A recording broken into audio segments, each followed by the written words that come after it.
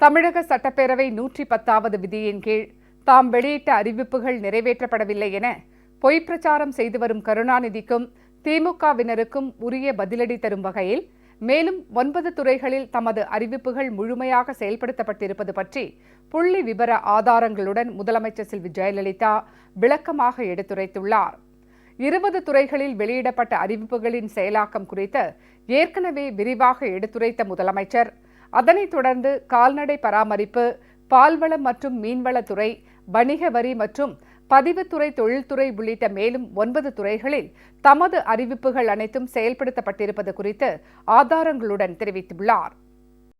அனைத்திந்திய அண்ணா திராவிட முன்னேற்றக் கழக பொதுச் செயலாளரும் முதலமைச்சருமான செல்வி ஜெயலலிதா வெளியிட்டுள்ள அறிக்கையில், தமிழக சட்டப்பேரவை விதி எண் 110 கீழ் மேலும் 9 துறைகளில் தாம் வெளியிட்ட அறிவிப்புகள் முழுமையாக செயல்படுத்தப்பட்டிருப்பது குறித்து ஆதாரங்களுடன் விளக்கமாக எடுத்துரைத்துள்ளார்.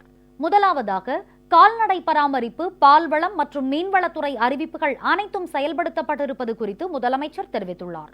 அதன்படி மீன்வளத்திற்கு என மீன்வள பல்கலைக்கழகம் ஒன்று நாகப்பட்டினத்தில் நிறுவப்பட்டு செயல்பட்டு வருகிறது. கடல் மீனவர்கள் பாதுகாப்பிற்கு தடையில்லா தகவல் தொடர்பு வசதி ஏற்படுத்தி தருவதற்கும் VHF மற்றும் HF கருவிகள் வழங்குவது தொடர்பாக மத்திய கம்பியில்லா திட்ட ஆணையத்தின் உரிமம் பெற்றிட அனுமதி பெறப்பட்டுள்ளது. விரைவில் மீனவர்களுக்கு VHF கருவிகள் வழங்கப்படும். சென்னை மீன்பிடி துறைமுகம் 75 கோடி ரூபாய் செலவில் நவீனமயமாக்கப்பட்டுள்ளது. மாதவரம் பால் பண்ணையில் சக்தி சேமிப்பு கருவியுடன் கூடிய உறைநிலை நீர் தொட்டி கருவிகள், புதிய குளிர்விக்கும் கருவிகள் மற்றும் பசுமை பால் பண்ணை சார்ந்த திட்டங்கள் நிறைவேற்றப்பட்டுள்ளன. பால் உற்பத்தியாளர்களுக்கு பாலின் தரத்திற்கு ஏற்ற விலை கிடைக்கும் வகையில் பாலின் தரம் அறிய உதவும் 3336 பால் பகுப்பாய்வு கருவிகள் வாங்கப்பட்டுள்ளன. ஈரோடு மாவட்ட கூட்டுறவு பால் உற்பத்தியாளர்கள் ஒன்றியத்தில் செயல்பட்டு வரும் தீவன தொழிற்சாலையை விரிவாக்கம் செய்து தீவன உற்பத்தி திறனை நாள் ஒன்றுக்கு 150 டன் என்ற அளவிற்கு உயர்த்துவதற்கான பணிகள் நடைபெற்று வருகின்றன என முதலமைச்சர் செல்வி ஜெயலலிதா தெரிவித்துள்ளார். கடல் மீனவர்களுக்கு தேசிய மீனவர் சேமிப்பு மற்றும் நிவாரணத் தொகை 1800 ரூபாயிலிருந்து 2700 ரூபாயாக உயர்த்தப்பட்டு 13 கடலோர மாவட்டங்களைச் சேர்ந்த 1,94,436 கடல் மீனவர்களுக்கு 34.99 கோடி ரூபாய் நிவாரணத் தொகை தேசிய மின்னணு பண பரிமாற்றம் மூலம் வங்கிக் கணக்கில் நேரடியாக செலுத்தப்பட்டுள்ளது.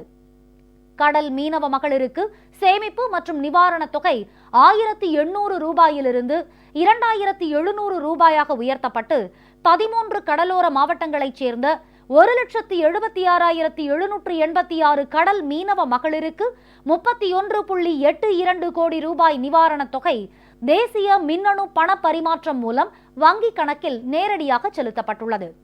கன்னியாகுமரி மாவட்டத்தில் தூத்தூர் மற்றும் இறையுமன்துறை ஆகிய இடங்களில் மீன் இறங்குதளம் அமைக்கும் பணிகள் நிறைவு பெற்றுள்ளன என முதலமைச்சர் செல்வி ஜெயலலிதா தெரிவித்துள்ளார். மாவட்டங்களிலிருந்து பால் கொண்டு வருவதற்கு தனியார் பால் டேங்கர்களை தவிர்க்கும் பொருட்டு 61 புதிய பால் டேங்கர்கள் வழங்கப்பட்டுள்ளன.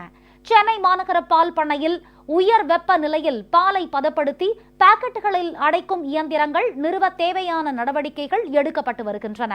மேலும் 5 லிட்டர் பால் பாக்கெட்டுகள் அடைக்கும் இயந்திரம் ஒன்றும் நிறுவப்பட்டுள்ளது. சென்னை பெருநகரில் ஆவின் பால் பொருட்கள் நுகர்வோர்களுக்கு எளிதில் கிடைக்கச் செய்யும் வகையில் ஆவின் நிறுவனத்தின் 16 மண்டலங்களில் ஒவ்வொரு மண்டலத்திலும் ஒரு அதிநவீன பாலகம் வீதம் 16 பாலகங்கள் அமைக்கும் திட்டத்தில் 5 பாலகங்கள் அமைக்கப்பட்டுவிட்டன. மீதமுள்ள 11 பாலகங்களுக்கான பணிகள் நடைபெற்று வருகின்றன என முதலமைச்சர் செல்வி ஜெயலலிதா தெரிவித்துள்ளார். அடுத்ததாக, குறு, சிறு மற்றும் நடுத்தர தொழில் நிறுவனங்கள் துறையின் அறிவிப்புகள் அனைத்தும் செயல்படுத்தப்பட்டிருப்பது குறித்து முதலமைச்சர் செல்வி ஜெயலலிதா எடுத்துரைத்துள்ளார். அதன்படி மாநிலம் முழுவதும் மாவட்ட தொழில் மையங்களுக்கான 11 புதிய மற்றும் 18 கூடுதல் கட்டடங்கள் கட்டி முடிக்கப்பட்டுள்ளன. தொழில் வளர்ச்சியில் பின்தங்கியதாக அறிவிக்கப்பட்டுள்ள பகுதிகளில் அமைக்கப்படும் குறு, சிறு மற்றும் நடுத்தர நிறுவனங்கள், அனைத்து பகுதிகளிலும் அமைக்கப்படும் குறுந்தொழில் நிறுவனங்கள் மற்றும் அனைத்து வட்டாரங்களிலும் அமைக்கப்படும் வேளாண்சார் குறு, சிறு மற்றும் நடுத்தர உற்பத்தி தொழில் நிறுவனங்கள் ஆகியவற்றிற்கு அவற்றின் இயந்திரங்கள் மற்றும் தளவாடங்களுக்கு வழங்கப்படும் மானியம் மொத்த மதிப்பில் 15 விழுக்காட்டில் இருந்து 25 விழுக்காடாக அதிகரிக்கப்பட்டுள்ளது. தனியார் தொழில் முனைவோர் அமைப்புகள் நகர்ப்பகுதியில் உள்ள தொழிற்கூடங்களை நகருக்கு வெளியே உருவாக்க முன்வரும் பட்சத்தில் மின் இணைப்பு, விற்பனை வசதி மையங்கள் முதலிய அடிப்படை வசதிகளை ஏற்படுத்த அரசு மானியம் 75 விழுக்காடு என்ற அளவில் அதிகபட்சமாக 15 கோடி ரூபாய் வரை வழங்கிட ஆணையிடப்பட்டு செயல்படுத்தப்பட்டு வருகிறது என முதலமைச்சர் செல்வி ஜெயலலிதா தெரிவித்துள்ளார். சிறு குறு மற்றும் நடுத்தர தொழில் முனைவோர்களை உருவாக்கிட, தொழில் முனைவு மேம்பாட்டு பயிற்சிகள் வழங்கிட தொழில் முனைவோர் மேம்பாட்டு நிறுவனத்திற்கு 5 கோடி ரூபாய் அரசு மானியமாக வழங்கப்பட்டுள்ளது. தமிழ்நாட்டில் குறு, சிறு மற்றும் நடுத்தர தொழில் நிறுவனங்களுக்கு மனித ஆற்றலை வழங்கிடும் வகையிலும் வேலைவாய்ப்புகளை உருவாக்கும் வகையிலும் அம்மா திறன் வேலைவாய்ப்பு மற்றும் பயிற்சி திட்டம் என்ற புதிய திட்டம் தொடங்கப்பட்டு 25,000 நபர்களுக்கு பயிற்சி அளிக்க நடவடிக்கை எடுக்கப்பட்டுள்ளது. மேலும் இதில் மகளிருக்கு என 30% ஒதுக்கப்பட்டுள்ளது என முதலமைச்சர் செல்வி ஜெயலலிதா தெரிவித்துள்ளார். இதனைத் தொடர்ந்து கூட்டுறவு உணவு மற்றும் நுகர்வோர் பாதுகாப்புத்துறை அறிவிப்புகள் முழுமையாக செயல்படுத்தப்பட்டுள்ளது குறித்து முதலமைச்சர் செல்வி ஜெயலலிதா எடுத்துரைத்துள்ளார். அதன்படி தொடக்க வேளாண்மை கூட்டுறவு கடன் சங்கங்கள் மற்றும் வேளாண்மை உற்பத்தியாளர் கூட்டுறவு விற்பனை சங்கங்களுக்கு 1166 புதிய சேமிப்பு கிடங்குகள், 1,24,100 மெட்ரிக் டன் கொள்ளளவு கொண்ட 1044 புதிய சேமிப்பு கிடங்குகள் கட்டப்பட்டுள்ளன. கூட்டுறவு சங்க பணியாளர்களுக்கும் மருத்துவ காப்பீட்டு திட்டம் நடைமுறைப்படுத்தப்பட்டுள்ளது. 100 தொடக்க வேளாண்மை கூட்டுறவு கடன் சங்கங்கள் நவீனமயமாக்கப்பட்டுள்ளன. 19 மத்திய கூட்டுறவு வங்கி கிளைகள் புதியதாக துவக்கம். நீலகிரி, தருமபுரி மாவட்டங்களில் 3 புதிய மலைவாழ் பழங்குடியினர் பெரும் பல்நோக்கு கூட்டுறவு சங்கங்கள் தொடங்கப்பட்டுள்ளன. 2,966 கூட்டுறவு நிறுவனங்களில் பாதுகாப்பிற்காக கண்காணிப்பு கேமரா நிறுவிட பணிகள் நடைபெற்று வருகின்றன. தமிழ்நாடு சேமிப்பு கிடங்கு நிறுவனத்தின் வாயிலாக 118.60 கோடி ரூபாய் மதிப்பீட்டில் 1.07 லட்சம் மெட்ரிக் டன் கொள்ளளவு கொண்ட 23 கிடங்குகள் 9 மாவட்டங்களில் கட்டுவதற்கு நடவடிக்கை. தமிழ்நாடு முழுவதும் 54 அம்மா அமுதம் பல்பொருள் அங்காடிகள் தொடங்கப்பட்டுள்ளன. தவிட்டிலிருந்து சமையல் எண்ணெய் தயாரிக்க திருவாரூர் மாவட்டத்தில் 140 மெட்ரிக் டன் திறன் கொண்ட தவிட்டு எண்ணெய் ஆலை நிறுவ நடவடிக்கை. தமிழ்நாடு நுகர்பொருள் வாணிபக் கழகத்திற்கு 84,500 மெட்ரிக் டன் கொள்ளளவு கொண்ட 77 புதிய கிடங்குகள் கட்டுவதற்கு நடவடிக்கை. காவிரி பாசன மற்றும் காவிரி பாசனமில்லாத 8 மாவட்டங்களில் 85 புதிய நேரடி கொள்முதல் நிலையங்கள், 5 இடங்களில் பணிகள் முடிவுற்றுள்ளன. இந்திய நுகர்வோர் கழகத்துடன் இணைந்து 5 கோடி ரூபாய் செலவில் சென்னையில் உணவு சோதனை கூடம் அமைக்க நடவடிக்கை. வணிக வரிகள் மற்றும் பதிவுத்துறை, நீதித்துறை, மதுவிலக்கு மற்றும் ஆயத்தீர்வைத்துறை உள்ளிட்ட துறைகளில் நிறைவேற்றப்பட்ட அறிவிப்புகள் குறித்தும் முதலமைச்சர் செல்வி ஜெயலலிதா விளக்கமாக எடுத்துரைத்துள்ளார். வணிகர் நல வாரியத்தின் தொகுப்பு நிதி 2 கோடி ரூபாயிலிருந்து 5 கோடி ரூபாயாக உயர்வு. தமிழ்நாட்டிற்கென தனியாக முத்திரை சட்டம் இயற்றுவதற்கான சட்ட முன்வடிவு சட்டமன்ற பேரவையால் நிறைவேற்றப்பட்டு குடியரசுத் தலைவரின் இசைவு எதிர்நோக்கப்படுகிறது. முத்திரை தீர்வை மற்றும் பதிவு கட்டணம் விலக்கு பெறுவதற்கான உச்சவரம்பு 5,000 ரூபாயிலிருந்து 25,000 ரூபாயாக உயர்த்தப்பட்டுள்ளது. பொதுமக்கள் இணையதளம் மூலம் சொத்து தொடர்பான வில்லங்கங்களை பார்க்கும் வசதி 6/11/2013 முதல் நடைமுறையில் உள்ளது. அரசு ஊழியர்களுக்கான பண்டிகை முன்பணம் 2,000 ரூபாயிலிருந்து 5,000 ரூபாயாக உயர்வு.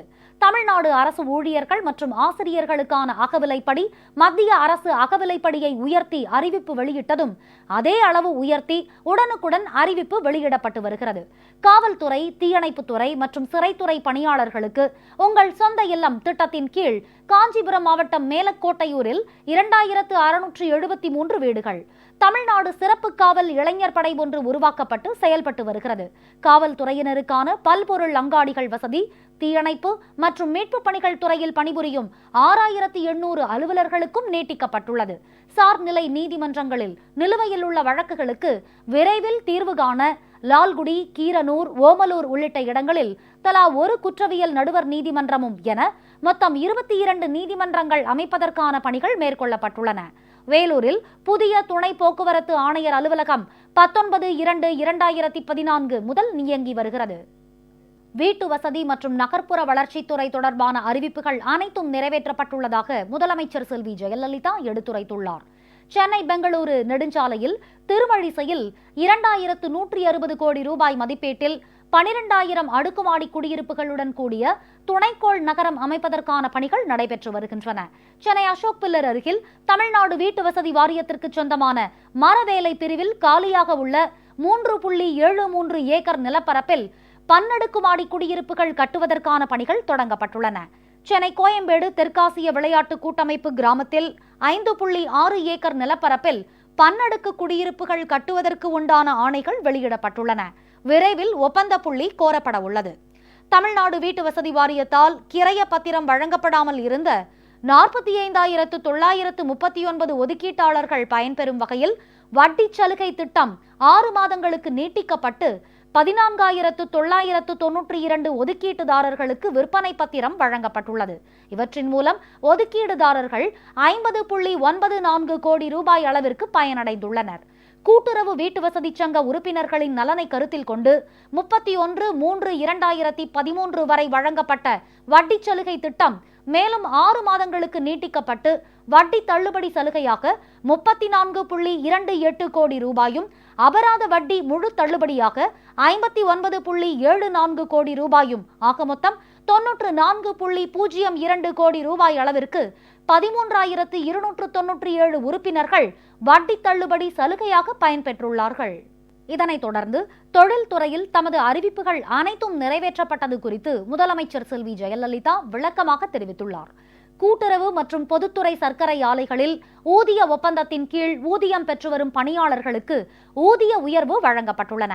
தொழில் கட்டமைப்பு தொகுப்பு நிதி ஒன்று ஏற்படுத்தப்பட்டு சிப்காட் வளாகங்களில் உள்ள தொழில் பூங்காக்களில் உட்கட்டமைப்பு மேம்படுத்தும் பணிகள் செய்து முடிக்கப்பட்டுள்ளன.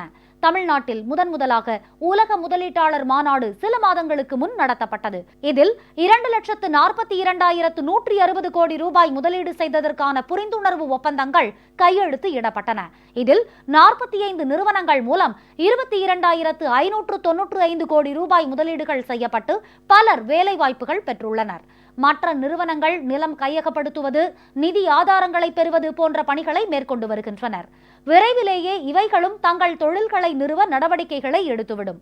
இந்த முதலீட்டாளர்கள் மாநாடு நடைபெறுவதற்கு முன்பே 33 புரிந்துணர்வு ஒப்பந்தங்கள் மூலம் 31,706 கோடி ரூபாய் முதலீட்டிற்கு வகை செய்யப்பட்டுள்ளது. வழிகாட்டும் மையம் மூலம் 57 திட்டங்களில் 12,233 கோடி ரூபாய் ஈர்க்கப்பட்டுள்ளது. தமிழ்நாடு செய்தித்தாள் காகித நிறுவனத்தின் மூலம் காகித அட்டை தயாரிக்கும் ஒரு புதிய ஆலை ஸ்ரீரங்கம் சட்டமன்ற தொகுதிக்கு உட்பட்ட மொண்டிப்பட்டி வருவாய் கிராமம் பகுதியில் 1,650 கோடி ரூபாய் முதலீட்டில் சுமார் 874 ஏக்கர் நிலப்பரப்பில் தொடங்கப்பட்டுள்ளது. கரூர் மாவட்டம் மாயனூரில் மதிப்பு கூட்டிய காகிதம் மற்றும் காகித அட்டை தயாரிக்கக்கூடிய சிறு தொழில் புரியும் நிறுவனங்களுக்கான மையம் தொடங்கப்பட்டுள்ளது. தமிழ்நாடு கனிம நிறுவனத்திற்காக புதிய காற்றழுத்த இயந்திரங்கள், புதிய மண்வாரி இயந்திரங்கள் மற்றும் புதிய சுரங்க டிப்பர்கள் வாங்கப்பட்டு பயன்பாட்டில் உள்ளன என முதலமைச்சர் செல்வி ஜெயலலிதா தெரிவித்துள்ளார்.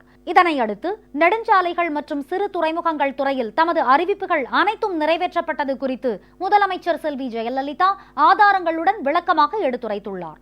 சென்னையில் உள்ள அண்ணா சாலை, ஈவேரா பெரியார் சாலை மற்றும் உள்வட்ட சாலைகளை முழுமையாக ஒருங்கிணைந்த முறையில் சர்வதேச தரத்திற்கு மேம்படுத்த பணிகள் மேற்கொள்ளப்பட்டன. 56.98 கோடி ரூபாய் மதிப்பில் சாலைகளை மேம்பாடு செய்யும் பணி முடிக்கப்பட்டுள்ளது. கொள்ளிடம் ஆற்றின் குறுக்கே திருச்சி மாநகரத்தையும் ஸ்ரீரங்கத்தையும் இணைக்கும் வகையில் கட்டப்பட்ட பழமை வாய்ந்த பாலம் தற்போது மிகவும் பழுதடைந்துள்ளதால் அங்கு புதிய 4 வழி பாலம் அமைக்கும் பணியும், அணுகு சாலையில் ஐயன் வாய்க்கால் குறுக்கே ஒரு சிறு பாலம் அமைக்கும் பணியும் மற்றும் சாலை சந்திப்பு மேம்பாடு போன்ற அனைத்து பணிகளும் 77.45 கோடி ரூபாய் செலவில் முடிக்கப்பட்டு பொதுமக்கள் பயன்பாட்டிற்காக திறந்து வைக்கப்பட்டுள்ளது. மதுரை, திருச்சி மற்றும் சேலம் ஆகிய நகரங்களுக்கு வட்ட ஆரச்சாலைகள் அமைப்பதற்கான விரிவான திட்ட அறிக்கை தயாரிக்கும் பணி இந்திய தேசிய நெடுஞ்சாலை ஆணையத்தால் மேற்கொள்ளப்பட்டு வருகிறது. திருப்பூர் நகரத்திற்கு 98.6 கிலோமீட்டர் நீளத்தில் வட்ட ஆரச்சாலை அமைக்கும் பணிக்காக 70 கோடி ரூபாய் ஒப்பளிப்பு செய்யப்பட்டு பணி முடிவடைந்துள்ளது. 29 நகரங்களில் புறவழிச்சாலைகள் அமைப்பதற்கான நில எடுப்பு பணிகள் நடைபெற்று வருகின்றன. மப்பேட்டில் அமையவுள்ள உலர் துறைமுகத்திலிருந்து தேசிய நெடுஞ்சாலை 4 வரை டிரக்குகள் எளிதில் செல்லும் வகையில் தண்டலம், பேரம்பாக்கம், தக்கோலம் அருகில் பாடி சாலை 4 வழிச்சாலையாக அகலப்படுத்தி மேம்படுத்தப்பட்டுள்ளன. நாகப்பட்டினம் மைசூர் தேசிய நெடுஞ்சாலையில் தஞ்சாவூர் புதிய மாவட்ட ஆட்சியர் அலுவலகத்திலிருந்து பெரம்பலூர் மானாமதுரை மாநில நெடுஞ்சாலையில் மணக்கரம்பை வரை தஞ்சாவூர் புறவழிச்சாலை அமைக்கும் பணிகள் நடைபெற்று வருகின்றன. இவற்றின் ஒரு பகுதியாக வெண்ணாற்றின் குறுக்கே ஒரு ஆற்று பாலம் கட்டி முடிக்கப்பட்டுள்ளது. திருவண்ணாமலை நகரில் கோயிலை சுற்றி அமைய பெற்றுள்ள கிரிவல பாதையில் 7 மீட்டர் முதல் 10 மீட்டர் அகலமுள்ள நடைபாதை, வடிகால் வசதிகள் மற்றும் ஓய்வு அறை வசதிகளுக்காக 65 கோடி ரூபாய் மதிப்பில் பணிகள் நடைபெற்று வருகின்றன என்று முதலமைச்சர் செல்வி ஜெயலலிதா தெரிவித்துள்ளார்.